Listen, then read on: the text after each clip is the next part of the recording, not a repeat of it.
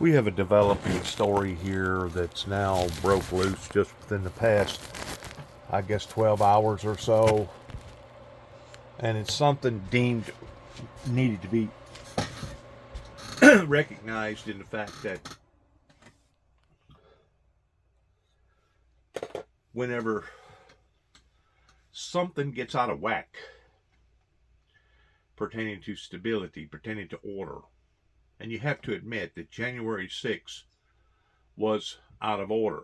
You have to admit that seeing over 1 million Americans die of COVID is out of order. Seeing what took place regarding 9/11 was out of order. Seeing what took place regarding what went on in Mount Carmel, Waco, Texas, connected with Oklahoma 2 years after that, is out of place. It's out of order. You have to admit that something is going on a much, much bigger scale than what most people can even begin to fathom. You'll take notice in what they're talking about here, because I've already watched a little bit of it this morning, pertaining to failure of communications. There's a pattern of failure of communications through these skirmishes. There was a failure of communications regarding not letting the world know ahead of time that COVID was on its way. There was a failure of communications regarding 9/11. There was a failure of communications pertaining to Pearl Harbor being attacked. If you look at the pattern, it doesn't matter what the Homo sapiens have designed or created. Whenever these supernatural demonic entities get ready to do something, especially on the level of what we're seeing today, there is actually no defense system against their abilities towards what that they can actually do, especially whenever it comes to turning one another against one another, turning each other against one another. That's what I continue to keep saying. Now, people can boil this over and say, well, it was Donald Trump, the one that escalated the January 6th deal that happened, the insurrection here in America. But that's only just one of the dots. That's only one of the dots. You got to put all the dots together to figure out what the heck is going on here. And whenever it comes to the American freedom and our liberty is at stake on levels unimaginable, because I guarantee you what's happening right now will affect your grocery bill and will affect how much you pay for each and every drop of gasoline that goes into your automobile. Now, the Saudis has already put out this political statement that they're asking for both parties to stop. But I'm telling you right now, what they're doing on the front end is a disguise in who they really are on the real end. Fundamentally, these people are evil, and they want to bring America as well as Jerusalem down to its knees. They do not care about Christianity, and they do not care about any type of democracy. Now, they'll tell you that they will, and they will show just within the past few years that they have been conservative in some of their original actions towards trying to blend in with the rest of the world, but it is a trick. It is trickery. And until the American people wisen up to this stuff, we're only going to continue to suffer more and more and more. Please watch this, because it could very well be something on the same scale as 9/11. Please watch. Perhaps like even until now, there was that famous oil embargo by the Saudis. And all of that is to say what we saw today, or what we're continuing to see, since this operation seems to be ongoing by even Israel's own account. is a surprise attack that is of epic magnitude, a failure of epic magnitudes for Israelis' security apparatus. This was an intelligence failure. This was a military failure. This was a planning failure. So when you look at it in the context, first and foremost, just purely from a military standpoint, the fact that over the past several years you've had Israelis talk about the ability to decapitate Hamas, to weaken Hamas, to besiege the Gaza Strip, to undermine its capabilities to perform these types of attacks. That alone today is important to understand, that Hamas was able to pull this off with an unbelievable level of coordination and the element of surprise. And again, I go back to why this is so important to understand. One of the most important aspects of it. So, between what we've seen just recently with, I guess now going on 2 years with Russia and the Ukrainians, who's next? What's next? And every time these events happen, I continue to say that it drains the resources, and everything is based around supply and demand, because now we are not just intrally connected, but we are globally connected to one another, to the point that if something goes on, even so much as a bad weather event over in Europe that causes their productivity in agriculture to be strained or to be diminished, it has an effect upon to the prices of how much they get for agriculture yields over here. So everything affects everything. Everything affects everything on an international global level. Israel's military posture is its ability to seize the initiative. Mm-hmm. It launches wars when it wants to. It starts wars when it wants to. It ends them when it wants to. It ends them when it wants to. We've seen that in rounds of violence previously between Hamas and Israel with other adversaries and enemies in the region. This, however, is clearly something that is happening, and I'm talking specifically about today. The military component of today was started by Hamas's initiative to cross the border, to carry out this very sophisticated raid. Well, Stavridis was just talking to Katie Fang and said, for an intelligence operation like Israel has, exactly, this is a remarkable intelligence failure. Remarkable. And I've seen some people already compare it to the 9/11 intelligence failure of the United States. Right. And the reason why is because Israel has incredibly infiltrated and sophisticated technical capabilities to spy on what is happening inside Gaza. Yeah. They have carried out high-level assassinations. They're always drones. When you're in Gaza, there's always drones. They have the ability to control who goes in and out, so they certainly know who's able for them to track and who should be tracked. They have unbelievable human intelligence on the ground. They've carried out high-level assassinations against senior Palestinian militants that sometimes nobody knew who they were. Right. Like nobody had even seen them, but Israel was able to assassinate them. So hold that thought for a second, because you talk about they control who goes in and out. They control that generally through the Eretz crossing between Israel and Gaza. You've gone through it. I've gone through it. About 7 miles north of that crossing is the town of Ashkelon, and there have been, in fact, I think it started last night. I started seeing alerts, red alert sirens in Ashkelon, and then it became the whole country. In Ashkelon right now is Raf Sanchez, and moments ago he was also under another red alert siren, which indicated incoming missiles. Raf, what's the situation where you are? You're very, very close to the Gaza border, and we have heard reports from Israelis that there are Palestinians on the Israeli side of the border, and there are gun battles going on in the towns around you.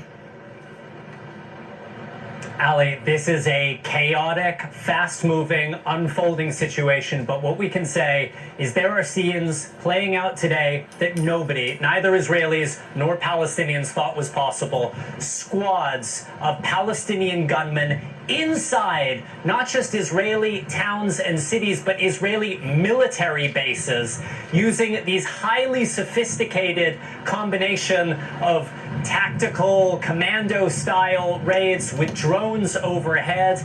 This was, I just spoke to an Israeli security official about an hour or so ago. He said, based on the scale of the fighting, he said that there were about 5 active scenes where you have Palestinian gunmen fighting in the streets against Israeli security forces. Given how widespread this is, there must be at minimum hundreds of Palestinian militants who crossed the border. And Ali, they did so by land, which we have seen before, by sea, which we have seen occasionally, but it's unusual, but completely unprecedented. Palestinian militants from Hamas, possibly from Islamic Jihad, landing inside of Israel from the air in the form of hang gliders and paragliders. Ayman was talking earlier about an intelligence failure on behalf of Israel. This is almost a failure of imagination. No one thought that the Palestinian militant groups which control Gaza were capable of something like this. Just to give you a sense of where we are, Ali, this is one of the major highways in southern Israel. You can see it is almost empty except for this near endless stream of Israeli security forces who are heading north to south, and they are heading to those towns and cities where there are still gun battles underway. Israel is not in full control of these communities on the other side of the border. In the other direction, Ali, every car that comes from the south is being searched at this flying checkpoint here.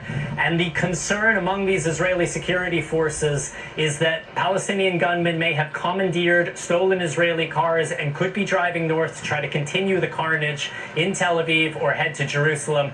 Ali, one last point, which is so critical.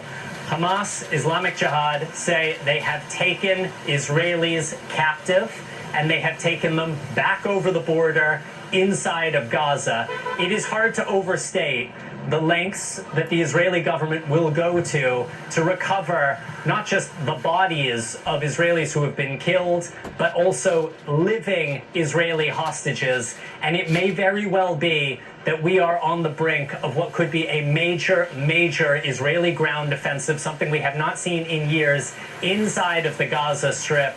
Israel's emergency services are saying at least 40 Israelis are dead so far, confirmed, but judging by these absolutely harrowing videos on social media showing what appears to be the bodies of both Israeli civilians and Israeli soldiers, everyone here is bracing for a much higher death toll. We are getting reports from inside Gaza of major, significant loss of life as a result of these Israeli airstrikes launched in response to this attack. We don't yet have exact figures. We don't know how many of those killed are militants, how many of them are civilians.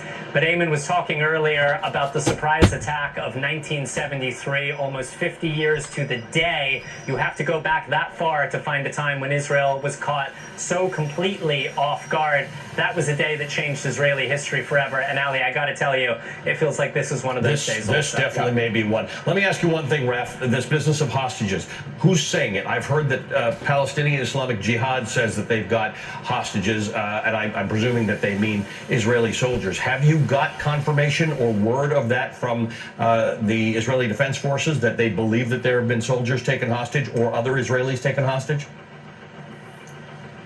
So here's the state of play. Palestinian Islamic Jihad, one of the smaller militant groups in Gaza, says it has Israeli soldiers hostage.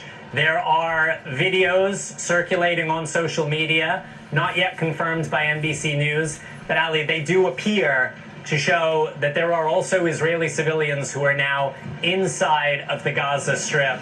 The Israeli government is not commenting on this question of hostages, but I can tell you there is no more sensitive piece of information inside the Israeli security system right now than how many people have been taken captive and are still alive inside of Gaza, because that will dictate the scale of the response on the ground from the Israelis. That's always the determinant. Okay, Raf, stay where you are, of course, unless you need to get to safety. We are going to come back to you and stay with you. I want to bring in Andrea Mitchell, NBC News Chief Foreign Affairs Correspondent, the host of Andrea Mitchell Reports, and an expert on the region. Andrea, one thing we have not mentioned yet is of Israel's neighbors, Saudi Arabia, which is in the midst of an effort to try to normalize its relations with Israel that the United States is involved in. Saudi Arabia has put out a statement calling for an immediate halt to the violence, but actually there's been relative silence from most of the region. Lots of Americans on our air this morning saying that Israel is our strongest ally in the region and we've got to stand by Israel, but not a whole lot more going on. No, indeed. And in fact, this is, as you've been pointing out, this is a landmark. This is a historic moment going back 50 years, as Raf was saying. I did speak to a spokeswoman at the Israeli embassy here who said that there were civilian and military hostages inside Gaza. So that was an information from an Israeli government spokeswoman here. The IDF has not confirmed that, but that is what they are hearing here. I've got to tell you that when we talk about intelligence failures, this was an intelligence failure by the U.S. as well. The U.S. has extensive intelligence and coverage of that area and has literally been caught completely off guard at the NSC, at the State Department. We don't have an ambassador there. The ambassador, Tom Nides, had resigned some time ago. His replacement, Jack Lew, has been nominated but not confirmed. Don't even believe Jack Lew, a former Treasury Secretary, former Chief of Staff in the Obama administration, has even had his hearing yet. And as you know, the Senate is not in session. The House is not in session. There's a Senate CODEL right now being led by Chuck Schumer in Beijing. So they are in China on the other side of the world. There's a House delegation that's supposed to be going to Israel and to Riyadh this coming week. But they're not in place yet, as far as I know. It is not only Sabbath, it is a Jewish holiday, Simchat Torah. It is the end of a holiday week there. They were completely caught off guard, and it is analogous exactly to the Yom Kippur War. So the intelligence failure will have to be examined in a number of capitals. You're right that there's been silence from Egypt, from Jordan, from others who have more recently joined in diplomatic relations with Israel. Saudi Arabia doesn't have diplomatic relations yet, but I've been involved very closely on all three sides with what's been going on there. A lot of negotiations. It's something that Netanyahu very much wants, something that Mohammed bin Salman really wants, but that's now going to be on the back burner. It was already going to face significant opposition from the hard right coalition in Israel, as well as from some in the U.S. Senate. It would be a treaty that has to be ratified. It required several demands from Saudi Arabia that U.S. politicians were very reluctant to do, which was a civilian nuclear program in Saudi Arabia, something they've long sought. But I think all of that diplomacy, which I was most recently talking to Israelis at the Council on Foreign Relations this past Thursday about, that's all on the back burner. This is a hot war, and you're absolutely right. Any Israeli government, but particularly the Netanyahu government, is going to respond with overwhelming force. Their top priority, the embassy spokeswoman told me, is to get back those hostages inside Gaza and to liberate several villages, as many as 3, if not more, southern Israeli villages that have been occupied by ground forces, by the Palestinian, by the Gaza, Hamas ground forces. Which is remarkable. So this pretty well knocks it in the head pertaining to Donald Trump's Abraham Accord agreements.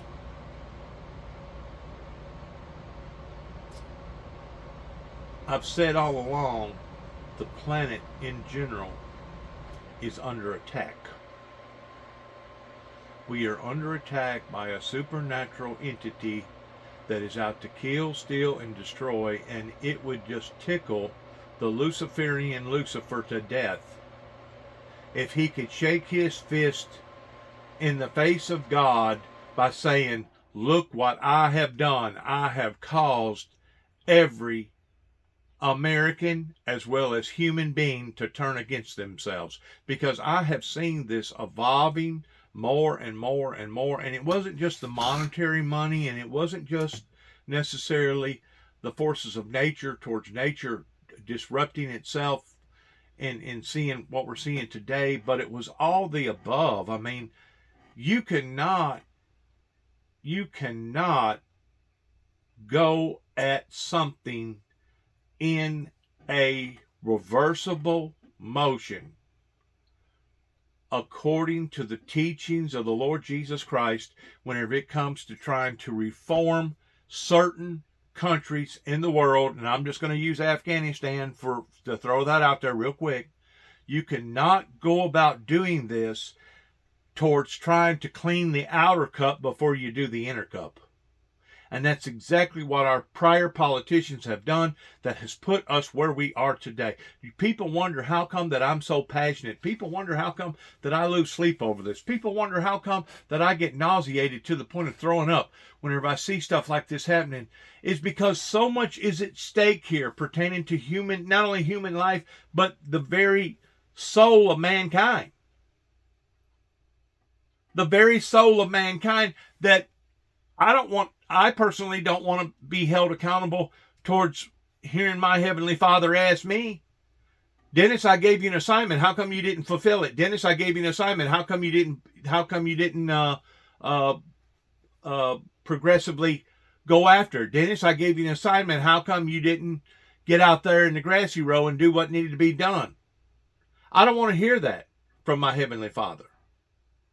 I know I'm going to hear lots of things from God pertaining to my weaknesses and my failures, but I truly believe that that's one of them that I'm not going to get accused of, because I have tried so desperately since the 9 tapes went to the White House in 88. I have tried so desperately in being passionate in pursuing this message that God has given unto me to give to humanity.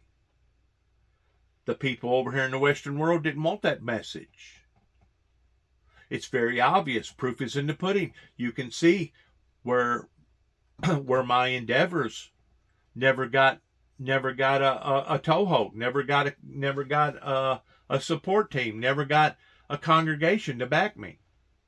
So whenever I throw stones at people like Alamo Baptist Church, our First Baptist Church up here in Cydonia, our Assembly of God Church, or I throw stones at people like Kenton, Tennessee, various people that was associated with this movement going all the way back 40 plus years ago, whenever I throw stones at what they tried to do to me in Martin, Tennessee, towards basically ruining me, whenever I throw stones at certain judges or certain prosecuting attorneys or certain prior sheriffs, I hope before this is over with, people will be able to recognize and understand the reason why that I've been so passionate about all this.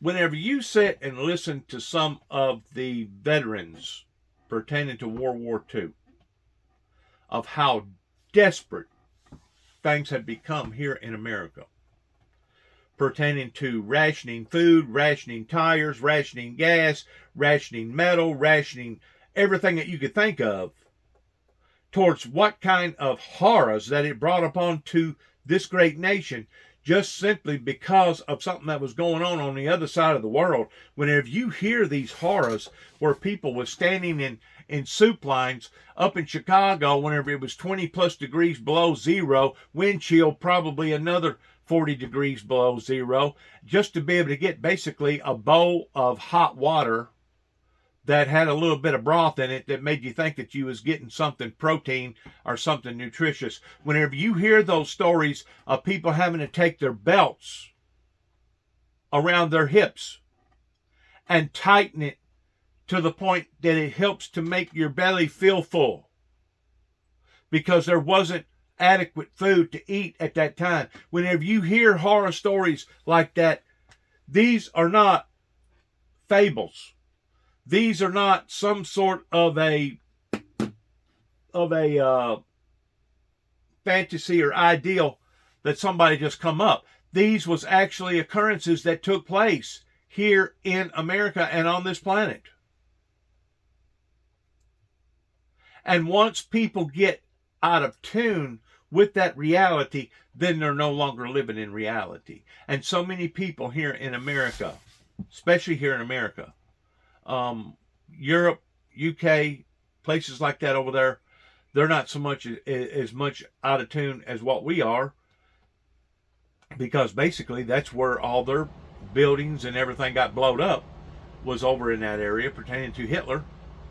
But whenever you sit and you remember the horror stories that was told about these affairs, it just makes me shiver of thinking that all of this could have been prevented if certain people would have done the proper and right things.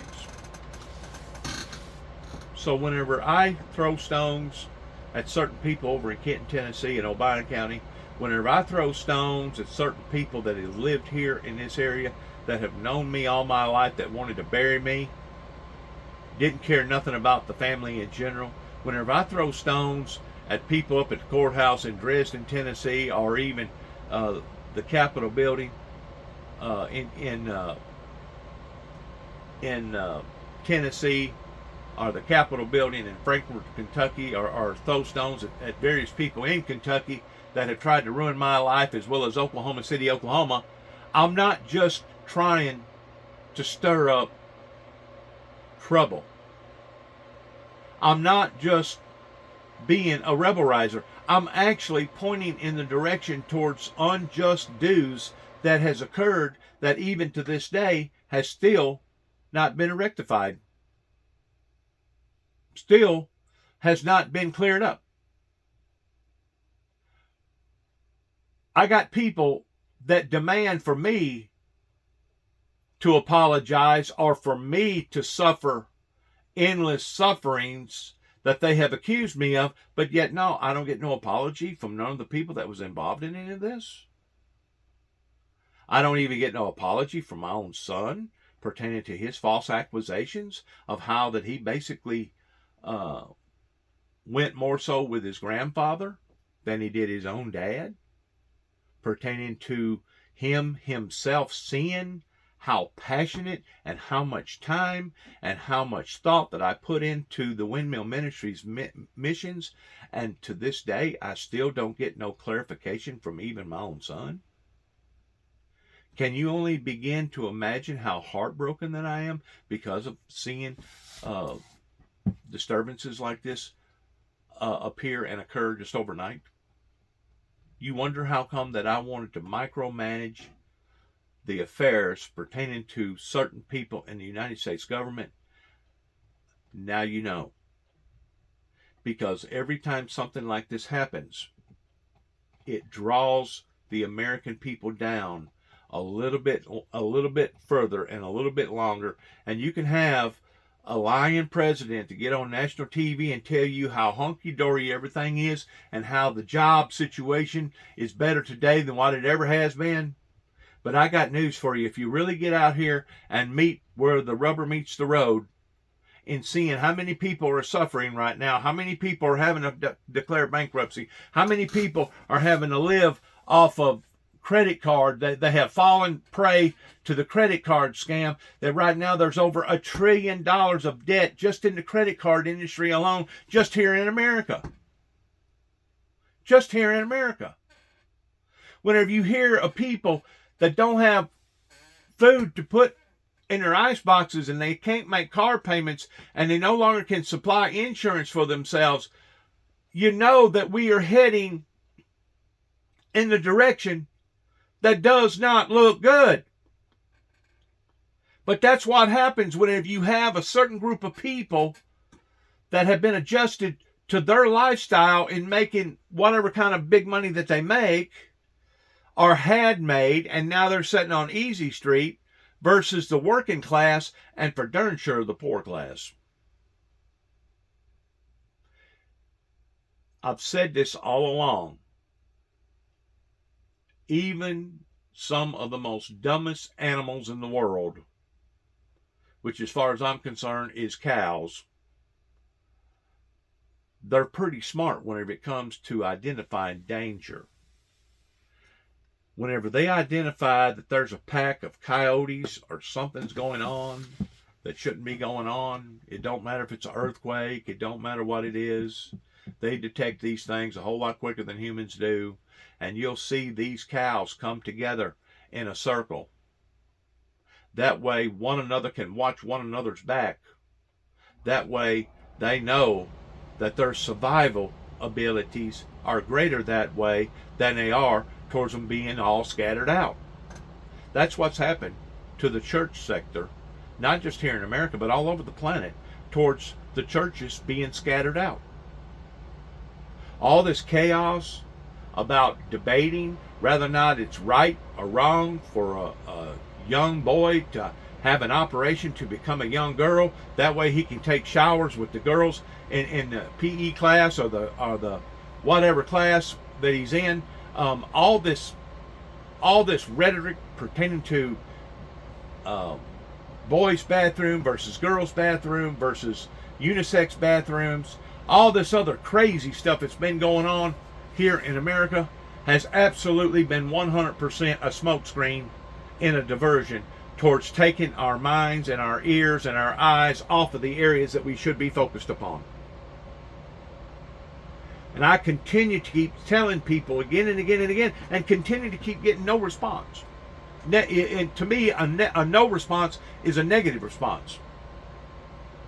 A no response is a negative response regarding the movement of the Windmill Ministries missions that's now been in play now since 1989, officially in the eyes of the public.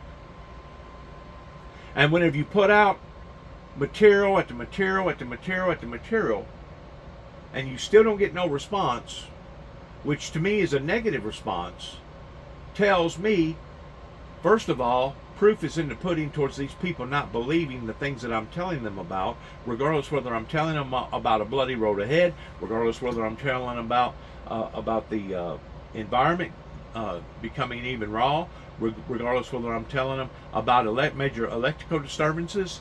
Whenever you continue to keep preaching to people and telling people the same thing again and again and again, and you get absolutely zero response other than a negative response, then you know that you are in the same grassy road that other prophets before you have been in. Regardless whether it was Abraham or Moses or Noah or even Jesus Christ, that was the Savior, that was more than just a prophet, that was actually God's begotten Son. But whenever you continue to keep obtaining the same characteristics from humanity as they did, you know that humanity is on the wrong side of history. Especially whenever you see what has occurred here in America just within the past few years towards trillions and trillions and trillions of dollars in debt. All the illegals coming over the border. Between the fentanyl, the gun violence, and all the above, you can't say or point your finger at one party versus another party and say, well, it's your fault. No. It's both of them's fault, because nobody was either smart enough or passionate enough to intervene and stop this before it ever got to the point that it is right now. And when it comes to being rebel risers, I could care less. A matter of fact, as far as I'm concerned, a rebel riser is an evil person. Jerry Springer and the Jerry Springer Show, and what Jerry Springer was getting ratings for, as far as I'm concerned, was evil. And my niece, that was, let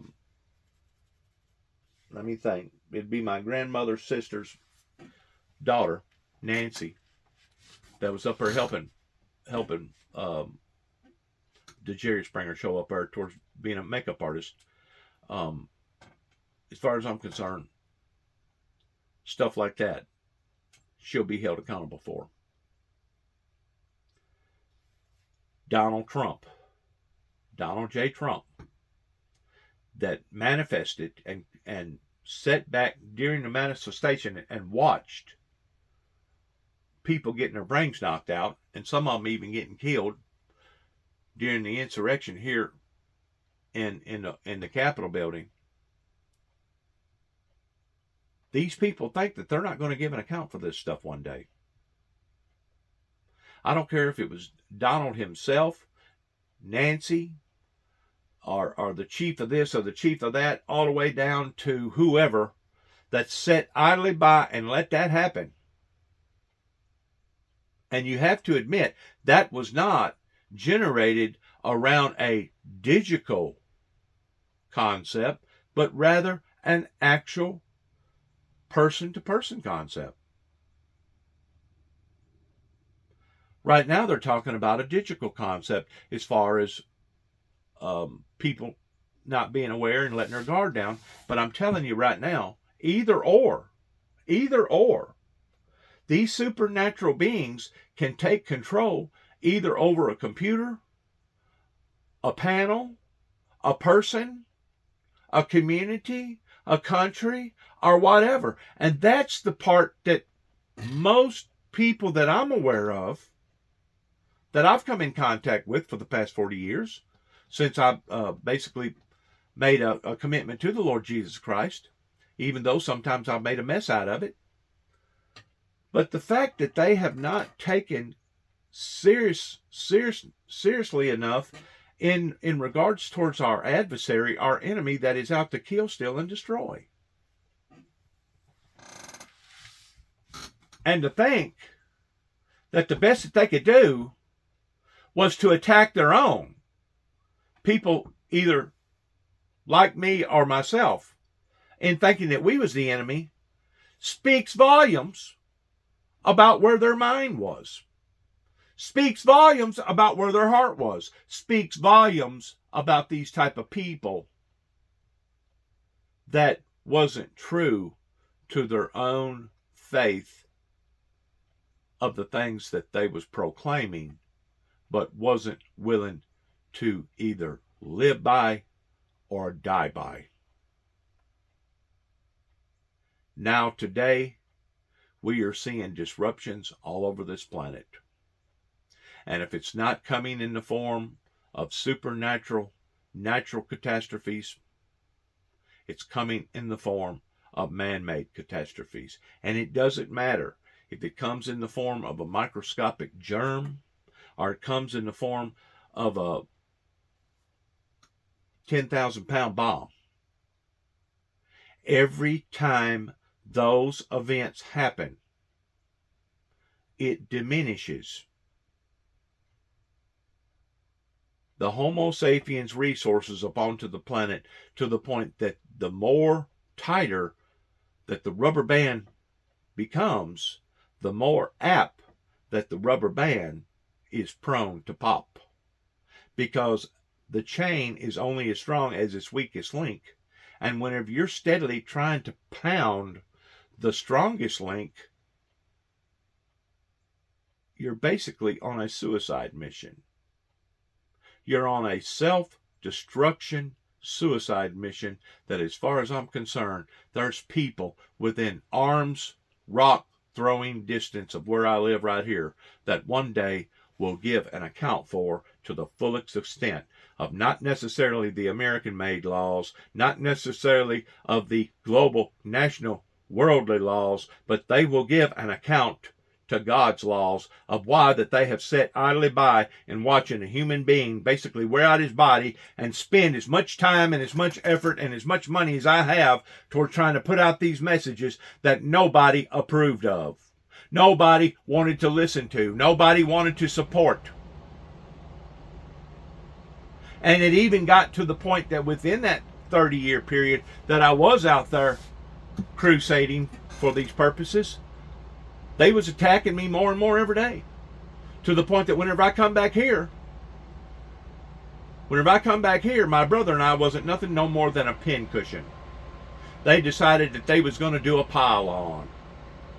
The same way as you would if you was playing a football game and all of a sudden everybody got together and said, you know what, we're going to go after that guy right there and we're going to all get him at the same time. And that's exactly what happened here in Northwest Tennessee whenever I moved back here in 2014. I don't care if you believe it or you don't believe it. I don't care if you want to squander it, lie about it, deny it all you want. But one day these people will give an account for this hypocrisy that they had created that basically was trying to destroy not only me, but destroy all the other Christians. And what they didn't realize is that they was destroying themselves. Because without the Christian society here upon the planet, God will basically give this thing over to a reprobate mind and let them believe a lie and be damned. And if you think that you're going through problems now, if you think that your money situation or your health situation is bad now, if you think that politics or the world global society is out of tune, if you think things is bad now, just wait around. Wait around. Coming near a neighborhood near you, just like the Walmart slogan. Because I promise you, that is the trajectory that not only the Americans now are on, but the world in general. And the oil petroleum companies stand just as guilty as anybody else in the fact that they had become rootless. They was greedy and selfish, and they didn't care who they stepped on and how they stepped on them, to the point of bringing destruction to this world. These people are living in lives of luxury. These people get on airplanes and take sometimes 2, 3, 4 vacations a year. They go to different places all over the world. They don't ever have to worry about a penny because they're wealthy. Some of them even own their own jetliners. Those are people that are not even in the same category as the rest of the 99 percenters. The 1 percenters are the ones that has led us down this endless road of doom and gloom, that one day, I promise you, they will give an account for where we are today. Because right now, we should not be receiving or going through the things that we're going through, not only here in America, but the world, especially since the church corporate world decided that they was going to turn on the messenger in thinking that if they stopped the messenger, that the message would go away. That's how stupid that they was. It's kind of like the same type of scenario that happened with Jesus Christ. Whenever he was born, King Herod heard of this prophecy coming true and decided, well, I know how to stop that. I've just put out a request, and I'll just kill all the newborns. And it was said, I don't know if they can prove it or not, but it was said that they estimate over 5,000 innocent children died at his hand. 5,000. Killing them, trying to stop the prophecy. Well, isn't and hasn't that been Lucifer's motive all along in stopping God and God's people towards the meek inheriting the earth? Sure it has. That's the reason why he was preying on the minds of the weak pertaining to the human flesh the way that he did whenever he went into the Garden of Eden and he told Eve the very opposite of what the Father had told her. The Father had told her that if you eat of that fruit, you shall surely die. But what did the devil tell her? You shall not surely die. Matter of fact, he added some more to it. He said, a matter of fact, if you eat of that fruit, you will become knowledgeable even as God. So the whole time, Lucifer has been preying on the minds of the Homo sapiens, their weaknesses, in trying to bring destruction into not only his own life, but into theirs too as well. And I have tried and tried and tried to put out message after message after message. I have endlessly spent thousands and thousands of dollars and hundreds of thousands of hours in trying to help people in putting out the message that I was basically running up against a brick wall. The White House, on the other hand, they wanted to proclaim peace because of what initiated in Ronald Reagan's administration. But at the same time, they wasn't willing to pursue it. Not pursue it in the form that it needed to be pursued towards the man that was actually given the message in helping him bring forth the message. A matter of fact, it was the Homeland Security Secret Service that was trying to destroy the messenger because they did not desire or want the messenger, which is myself speaking right here. They did not want him to gain a footing in the eyes of the general public towards anybody listening to him and taking his life serious pertaining to the things that he was talking about. So the fault falls upon the feet of certain people during Ronald Reagan's administration, and this goes along with the media too, whoever that was in charge during that time, regardless whether they're alive or dead, they'll give an account for these things on a federal Washington, D.C. level, as well as a local level right here in Northwest Tennessee. That I can promise. That I can promise. The sun may not come up tomorrow.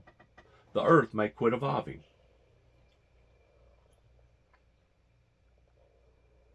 My life may be stricken. even before I get through making this video. The world could open up and swallow us whole right here where I'm at. There's no guarantees of it tomorrow. But what we do have a guarantee of is towards who holds tomorrow.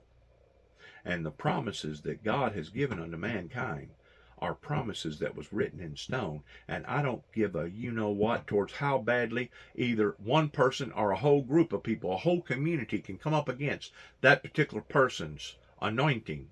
And they may hinder it, they may slow it down, but I guarantee you ultimately in the end, it will be that community that will suffer. It'll be that person that come up against that anointing that will basically wish that he or she never did. That's where we're at. I continue to keep making these social media, digital recordings. And good luck to all of us, all I can say. And do you remember, sir? Because I guarantee you, events like this that happens, it will be on the same level as 9/11, just like what went on with Ukraine. What has gone on with Ukraine actually has exceeded 9/11. What the Russians is doing right now, which they just got through throwing a big bomb somewhere over in a community that killed about 55 or 60 people, and you know good and well if it killed that many, there's probably at least 200 or 300 people that got injured over it. Maybe their eardrums got busted, I don't know. But these people that are doing this are causing havoc to not just the people that they're attacking, but they're causing havoc to the world, because every time something like this occurs, it will diminish the rest of the world's resources in some form or fashion. And if you don't believe me, hang around a little longer and you will see just exactly what I'm talking about. Gaza forces taking Israeli villages in southern Israel? They've never come across the border. Rocket attacks, yes. But what you had was, what they said was in the first 4 hours, 2,200 rocket attacks. In the past, you had maybe 24 rocket attacks in the first couple of days of something like this. 2021, most recently, before that 2014. In both cases, the Americans did get involved. Hillary Clinton in 2014 as Secretary of State. But we've never seen anything by land, sea, and air. And the U.S. officials I've spoken to this morning say it has to be coordinated. And when you talk about coordinated paragliders, those crossing the land border, that has to be coordinated by some outside forces. In other words, it wasn't a spontaneous thing. Somebody sat down and they planned it out, just like somebody sat down and planned out what that they was going to do by bringing a bunch of Saudi Arabian people over here, letting them set up shop, paying for their food, paying for their hotels expenses, and paying for their schooling towards a group of people that wanted to know how to fly an airplane, but none of them concerned about landing it. That in and of itself should have been a red flag, especially with them being a bunch of people that walked around with turbans on top of their heads. What the hell has happened to the American people's insight whenever it comes to their instinctions? Whenever it comes to them being able to detect who's real, who ain't real, who's our enemy, and who's our ally. What has happened to us over here? I'm going to tell you what's happened to us. We've been bamboozled. We've been deceived. We've been taken over by an evil entity force that has basically brought tears, blood, sorrow, and misery into our own lives and into our own existences, into our own communities, right here in our own country.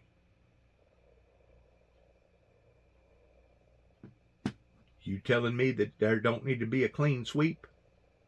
You're telling me that you're only going to blame the Republicans, or the Republicans only going to blame the Democrats?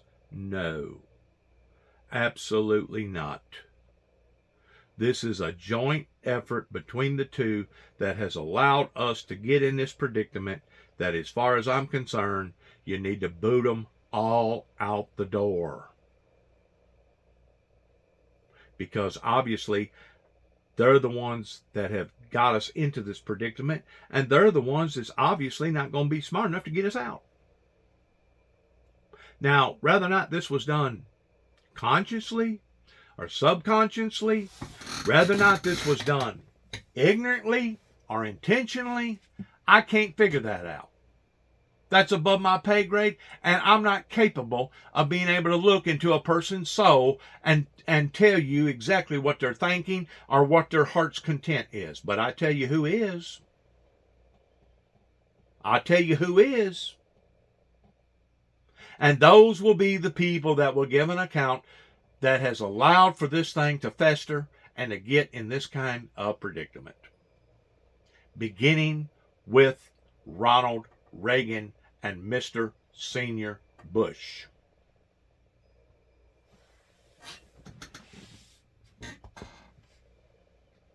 To look would be Hamas's patron, which would be Iran. So the worst case would be if this expands. Admiral Stavridis was saying this earlier. If Hezbollah, Iran-backed Hezbollah, comes down from the north, they have a lot of rockets and they've got forces there. So far, Israelis tell me from the embassy here that they've seen no sign of that. They're watching it vigilantly. The other obvious trigger point would be the West Bank, which is so highly populated, so well integrated into Israeli life, despite the walls, despite the encroachment by settlements and all of the objections which have been so vigorously expressed by this administration. The West Bank is, they're right across the way. They're part of, it's part of, security. You know the territory. You mentioned so that would be terrible. But Iran, if Iran is engaged, and if there's any Israeli reaction against Iran, that would and that's the problem, because a lot of the responses we've had from American politicians this morning are lacking in some nuance. It's all about the giving Iran the money back in exchange for the hostages that they had. It's a little more complicated than that. Iran does support Hezbollah, it does support Hamas in Gaza, but so does the government of Qatar, which is not normalizing relations with Israel. Qatar has put out a statement this morning in which it says Israel alone was responsible for the ongoing escalation of violence with the Palestinian people. It says that Qatar calls on both sides to exercise utmost restraint and calls on the international community to prevent Israel from using these events as an... Now stop right there for a second. Stop right there. What are you thinking people are thinking? Revenge. Revenge. Vindication.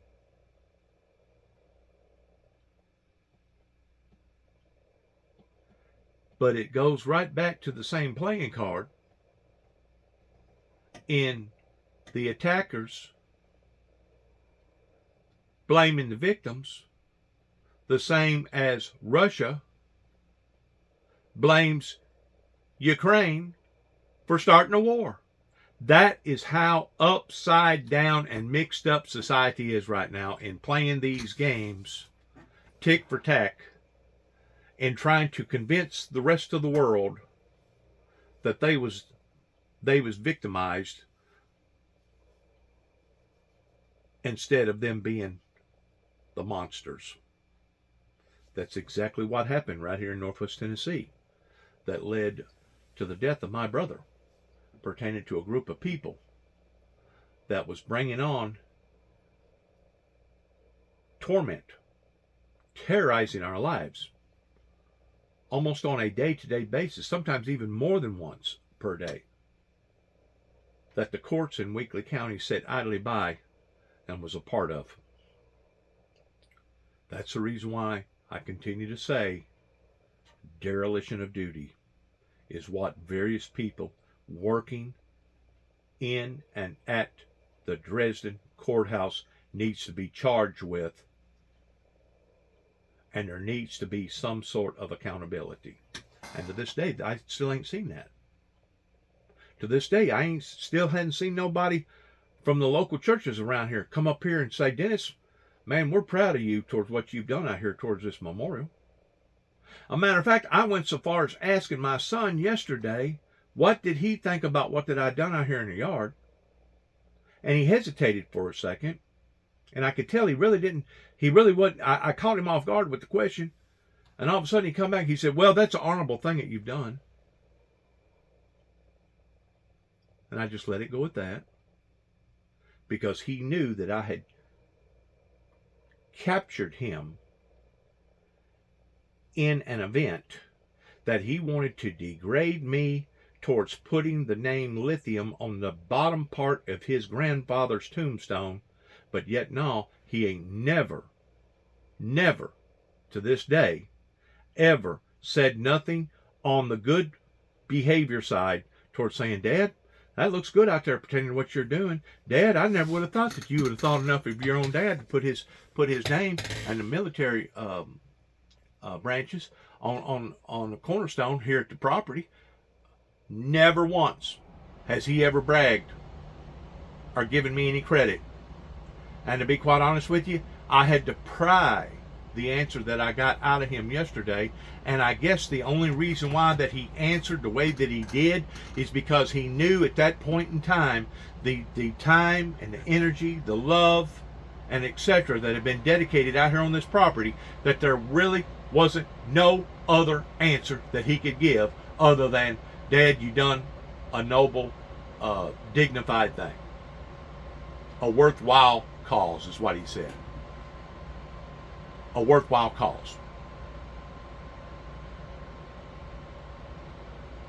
But yet no, he still threatens me that whenever I die, he's going to have the headstone removed and bring in a brand new headstone. Either that or going to hire somebody to take the name Lithium off of James Robert Jackson's World War II headstone that the United States Army paid to put there.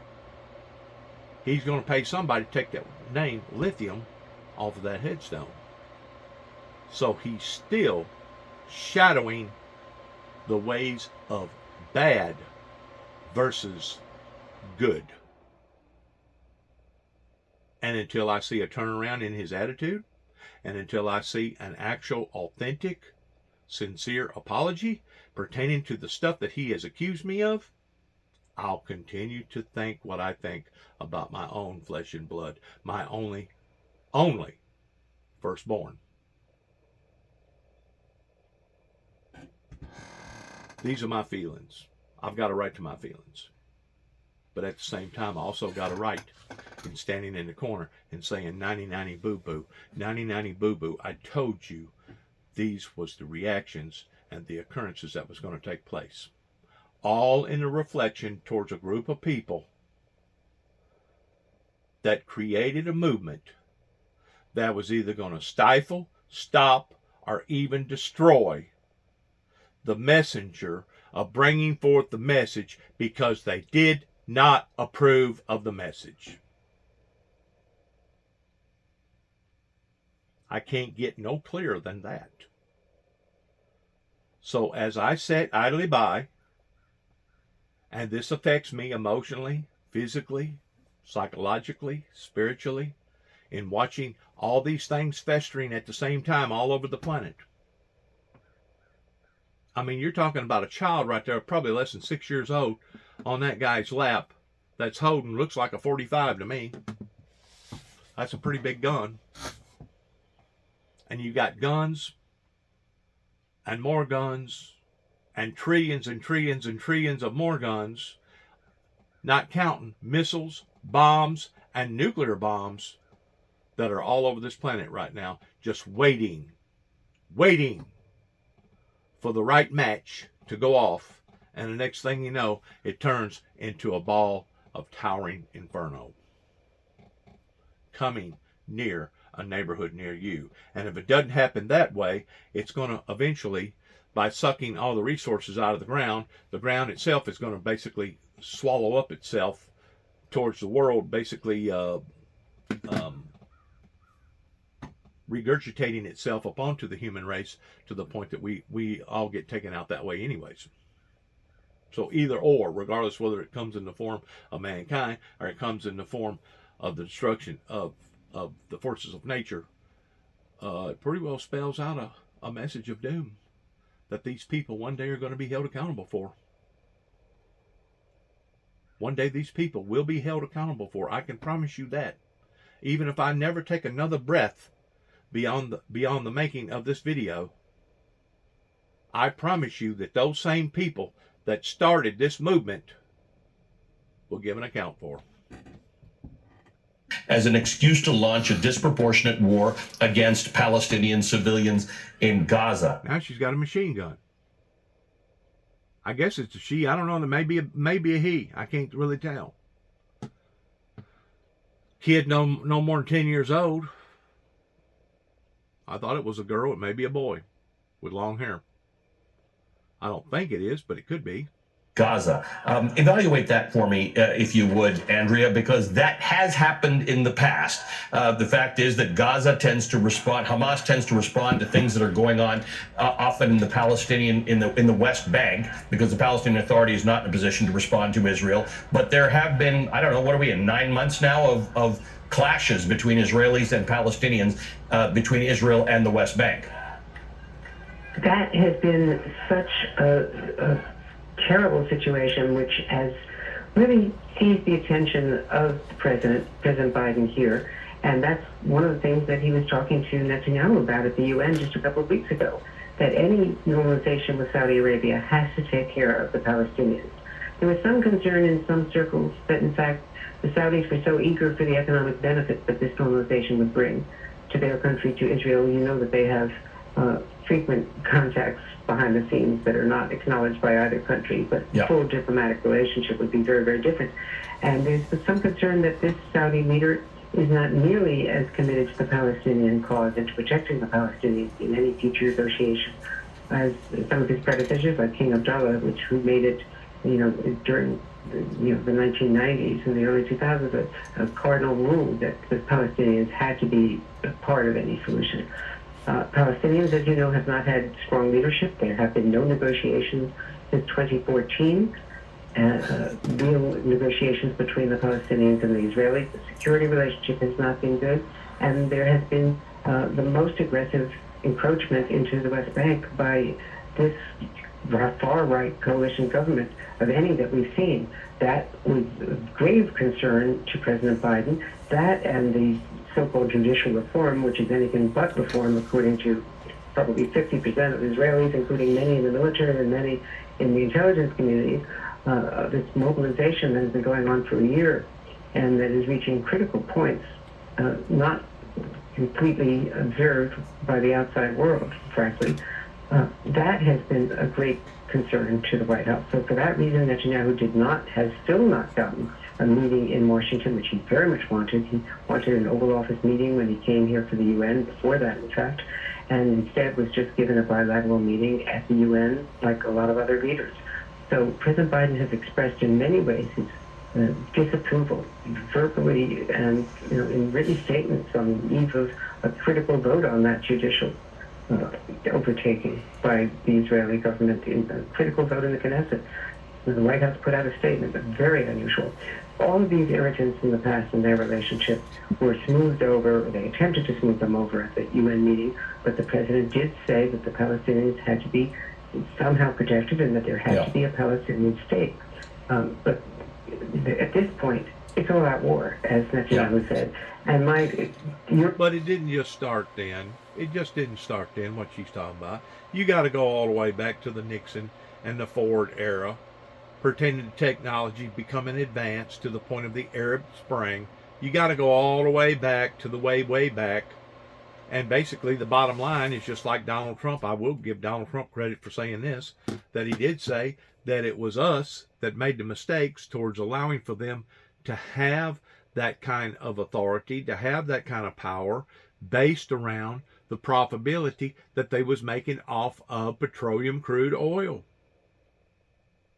We have brought this upon to ourselves because of various politicians that either didn't have the backbone or enough sense to identify what that they was doing towards cornering us up in a corner, to the point that us now are basically being held hostage. I mean, whenever they can raise and lower the prices of oil and raise and lower the prices of food at their own will, Do you not think that we're under some sort of subjection? Sure we are. We're slaves to this. We're slaves to these forces that can now break us, put us out on the streets as a homeless person, and basically destroy our lives. That's who we have to blame. And the fault falls upon the feet of just as much the Republican Party as it does the Democrat Party. There's no other way. This is cut and dry, my friends. There's no other way to be able to excuse this or recognize this towards transliterating what has occurred. It's unbelievable. It's unbelievable. But you know what? I'm 62 years old, and I've seen all this stuff unravel right in front of my very eyes, and I have no other choice but to believe the unbelievable. I have no other choice than to believe the unbelievable. Because if I don't believe the believable, then that makes me a denier. And I'm not going to deny the fact of not only where we are, but where we could have been and where we shouldn't be. Most importantly, where we shouldn't be, because of various people that has made these decisions. Kind of like our medical decisions and taking and going to China and depending upon China alone to bringing forth all our pharmaceutical stuff over here and all our medical equipment and everything. Well, my God, anytime you give somebody the power like that, all they gotta do is get mad at you one time and say, you know what, I'm gonna cut your hot water off to a cold drip. And the next thing you know, we're basically being blackmailed or held hostage over allowing to give somebody that type of control over our lives. Who has done this? Who has brought this into our atmosphere? Prior politicians. And of course, if you'll combine that with what the retail stores over here in America have done towards stabbing their own people in the back, towards causing all these towns to basically dry up and become community centers. Whenever you have all these towns that used to have sometimes 3 or 4 or 5 factories going in them at one time, and now they're just sitting there, the building's still sitting there dormant. Just like Donald Trump said, whenever you fly over them in a small aircraft, it's like looking at tombstones. That's what he's seen in his eyes before he started running for the first presidency.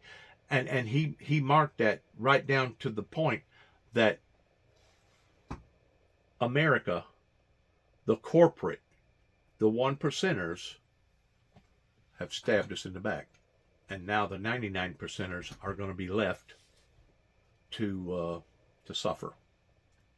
And if civil war was to break out in America, those 1%ers would just get on their planes and they would go to the next available place and then live out the rest of their lives in harmony.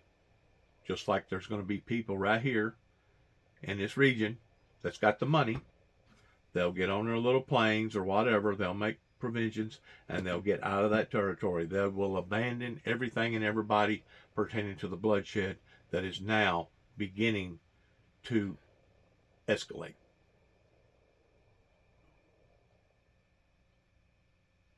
We've seen the same thing in Ukraine. You got, whenever the Ukrainians was first attacked, that generated about a 10 plus million people that was exiting Ukraine towards going to other countries. And most of them had to walk, but there was a few of them that was wealthy enough or smart enough that already had preventions to where all they had to do is basically get on an airplane or get on a car or bus or whatever, or a train and get out of there.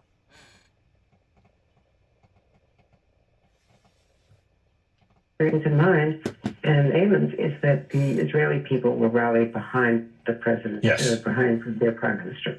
Yes, that is what tends to happen in these situations, Evan. Yeah, no, there's no doubt. And I think, you can kind of look at this in a few different tracks, if you will. You can certainly look at it, what it's going to mean for the region, how it affects Saudi-Israel normalization. You can certainly look at it from how this affects Israel militarily, the fact that it has been struck this very surprise attack, a very deadly blow, one of the worst in its history, no doubt. You can also look at it how it's going to impact Israeli politics. This is the most right-wing, far right-wing government Israel has ever had. This is a prime minister who has prided himself on Israel's security, that he was the toughest, the strongest, the most capable prime minister, and that this government was all about securing and shoring up Israeli security. That now has been shattered. This is a guy who ran a campaign, Israeli prime minister, that actually alluded to a surprise attack from Gaza as being something that could happen under his opponent's government. And so he was able to use that politically.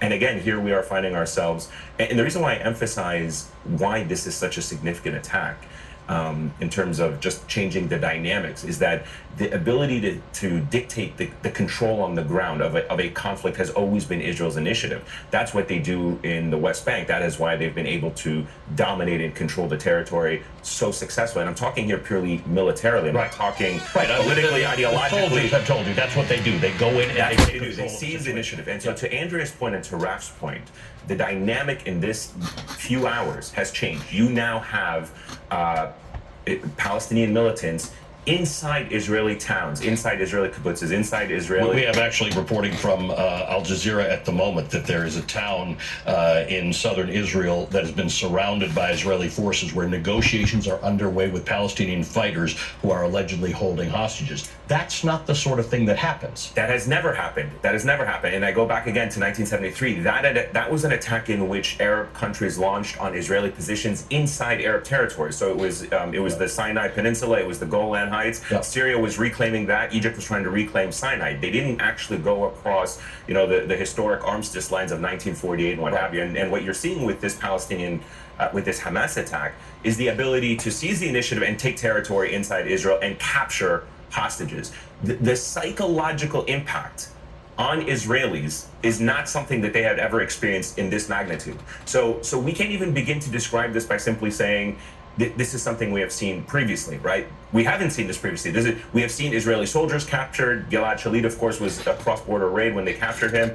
We've seen that happen in Lebanon when Hezbollah captured 3 Israeli soldiers in the early. And we see that Israel goes all out. If you capture an Israeli soldier, and you have found yourself in a war. Absolutely. And so what I think we can kind of take away from this moment in the first early hours is that Israel has yet to understand or see the scope of the magnitude of this attack, right? They're still, I think, in the early stages of trying to secure the border, secure these towns. As the Israeli prime minister said in his statement, they're trying to cleanse the area or trying to take control of the area and to secure the area. So that is one part of the operation that is still very much ongoing, is assessing the presence of Palestinian militants inside Israel. And then 2, which and how many Israelis have been taken across the border into Gaza. Those 2 things will dictate the extent we will see Israel's response. The responses that we're seeing now of Israel carrying out airstrikes inside the Gaza Strip, I wouldn't even consider those in the actual magnitude of what is going to happen, right? I mean, like that happens anytime. That happens anytime. Hamas sends rockets into Israel. Exactly. Israel sends rockets into Gaza.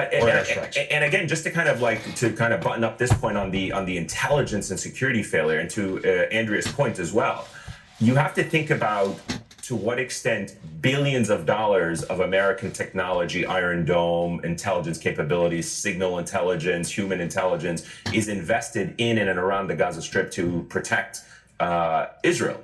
And all of that failed to protect the Israelis from these crude paragliders. I mean, we still don't know the scope of how sophisticated the equipment is, but certainly it is not an F-16. It is not. I just want to remind people what you're saying. There were Gazan paragliders who got into Israel. Right. Because then you cross that border, you understand. When you cross that border and I cross that border, it is. So why did they do that for? Why did they use paragliders? Because they're small enough and they can fly low enough below the radar that the radar can't see them. This was another element that obviously they didn't think about. Just like our American defenses, who would have thought that a group of people would have come over here to America and learned how to fly a bunch of airplanes and then take the airplanes and basically turn them into missiles and kill about 3,000 people pertaining to 9/11. So these attacks, these invasions, they're becoming more and more unsettling, and they're becoming more and more clever in the way that they're doing it. And it doesn't matter if they're attacking us through the airline industry, aviation, or they're doing it through this means, or they're coming basically into our homes pertaining to the internet, artificial intelligence. The fact of the matter is, we are under siege. And we have been under siege now for quite some times, that either people didn't care or people was a part of that attack in trying to bring destruction into our own atmosphere here in America. And it's really sad, because I guarantee you our ancestors right now are rolling around in their graves wondering, how could this have ever happened? Well, it talks about that in the Bible, how that Satan will have deceived the world, because you can't deceive the world again, as it talks about Lucifer being loose for a short season to go to Gog and Magog and deceive the world again. You cannot do it again the second time unless you've succeeded in doing it the first time. That's where we're at. We have been deceived. We have been bamboozled. And it wasn't just us. It was people that was representing the forces of good that have neglected to see the signs coming upon us. That I'm just afraid millions and millions of people are going to suffer because of this. Suffer, endlessly suffer.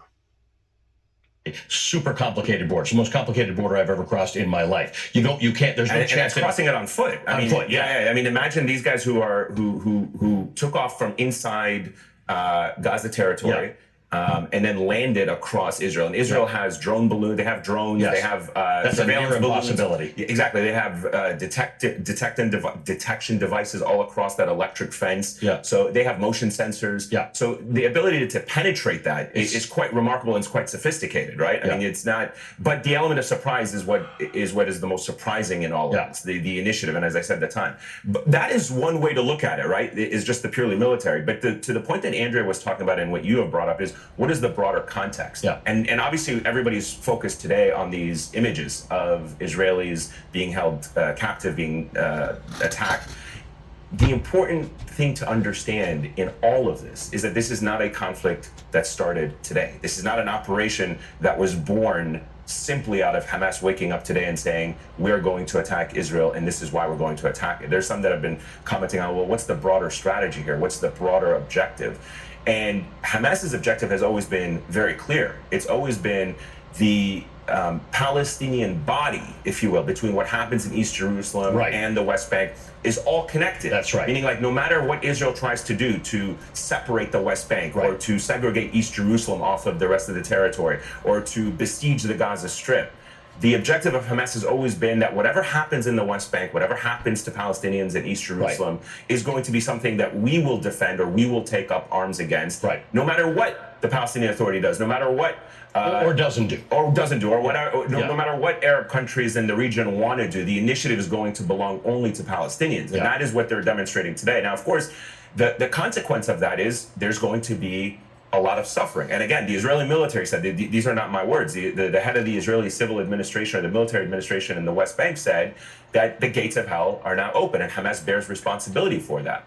And here is the fundamental question that is going to be very difficult in the days ahead, which is the Palestinians now in Gaza are going to pay the heaviest price for what has happened today. Not to mention the Palestinians in the West Bank who are already living under occupation, who are already subject to all kinds of humiliations and invasions and home demolitions and arrests and arbitrary detentions and assassinations, and the list goes on and on.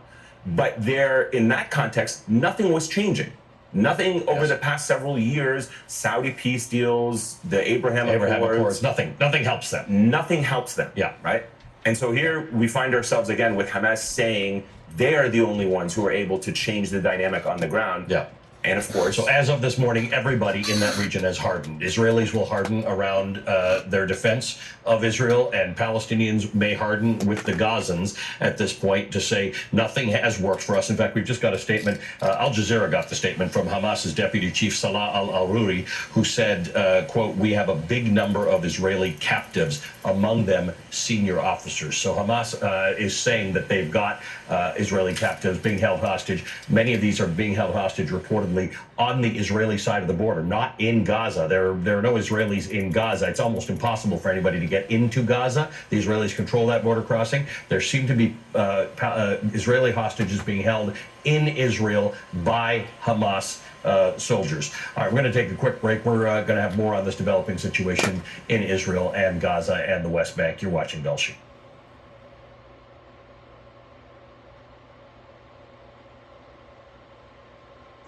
It seems like every day that we wake up, especially since 9/11 has occurred, it's been going. it seems like every day that we wake up, a little bit more bad happens. And I even heard, I think it was Hillary Clinton, after the Benghazi deal happened, and there was certain businesses that was shutting down and closing down pertaining to the bubble burst that happened in 2008, whenever the banks and the car manufacturers and all was basically having to declare bankruptcy. I think this was during the real estate burst that they talked about. It was either in Obama's administration or right in the latter part of it. But I heard her say, well, who's next? Pertaining to businesses shutting down and folding and collapsing. Who's next? So that's my question. Because of the extent and the enormity of what's happening here, what's next? Because it's obvious that ever since 9/11 has occurred, almost every day when you wake up, something horrifyingly bad has happened to a group of people onto the planet. And if it's not being caused by the destruction of one another, it's being caused by the destruction of the forces of nature. And I don't think that I'm blowing none of this out of proportion. I mean, this is what I have observed since 9/11 for the past 21 plus years that had been building up until that point, pertaining to Ruby Ridge, Waco, Oklahoma. Then there was an attack on the Twin Towers. There was an attack or two to our naval bases, and attack upon to a couple ships and stuff pertaining to terrorism attacks, and it's just building, it's building, it's building, it's building. It's just getting worse, over and over and over again. It's like Groundhog Day. We wake up, same thing. We wake up, same thing. Wake up, same thing. When we going to get out of Groundhog Day? When's Groundhog Day gonna end? Well, as of right now, my friends, good luck to all of us is all I gotta say. Because whenever things develop the way that they did, Administration's part to change course, to take a different course of action with how we. whenever things developed the way that they did after Nine Tapes went to the White House in 1989, I knew then that there was going to be serious repercussions. I just didn't know how serious. Well, now we're all starting to figure it out. Coming near a neighborhood near you. God bless America, and shalom.